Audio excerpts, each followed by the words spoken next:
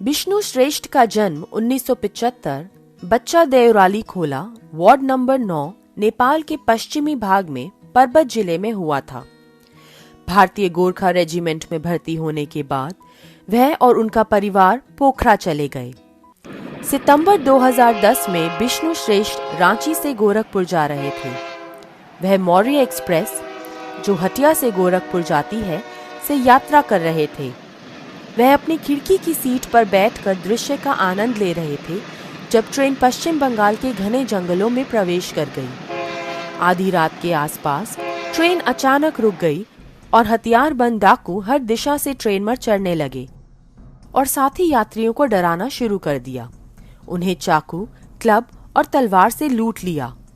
उनमें से लगभग 40 ने आतंक से त्रस्त बंदरों के चेहरों पर चाकू लहराकर पर्स, गहने, लैपटॉप से लेकर घड़ियां चुरा ली। अचानक चीख पुकार मची तो पैरों के दौड़ने की आवाज आई। किसी ने मेरे बिस्तर के कपड़े खींच लिए। मैं उठ बैठा तो देखा कि बहुत से लोग मेरे पैरों के पास खड़े हैं। उन्होंने मांग की कि मैं अपनी सारी नकदी और कीमती सामान सौंप दूं। चारों ओर भ्रम की स्थिति थी और मैं चिल्लाया कि मैं एक भारतीय सेना का जवान हूं। अपराधी पीछे हट जाए। अपराधी पीछे हट गए और अपना ध्यान कहीं और लगाने लगे। उन्होंने यात्रियों से गहने, सेलफोन, नकदी, लैपटॉप और अन्य सामान छीनना शुरू कर दिया। विष्णु तब तक चुप रहे जब तक कि लुटेरों ने एक 18 वर्षीय लड़की की ओर ध्यान नहीं दिया और उसके माता पिता के सामने उसके साथ सामूहिक बलात्कार करने का प्रयास नहीं किया। उस समय विष्णु अब और बर्दाश्त नहीं कर सके।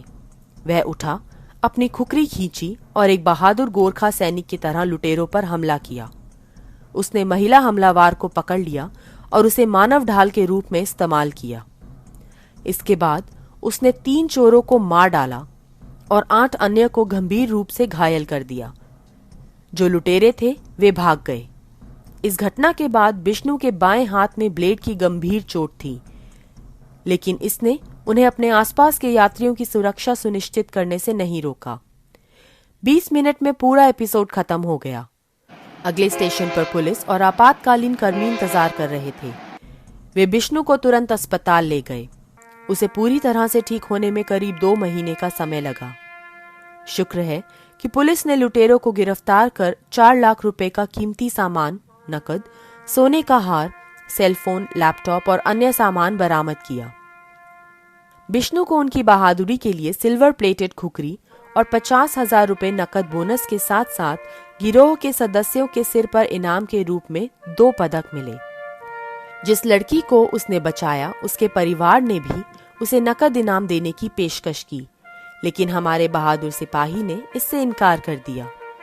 उन्होंने कहा, युद्ध में दुश्मन से लड़ना एक सैनिक के रूप में मेरा कर्तव्य है। ट्रेन में ठगों का सामना करना एक इंसान के रूप में मेरा कर्तव्य था। स्पष्ट रूप से विष्णु एक सच्चे नायक है और एक सच्चे गोरखा सैनिक की परिभाषा है, कायर होने से मरना बेहतर है। The royal Gorkha rifles.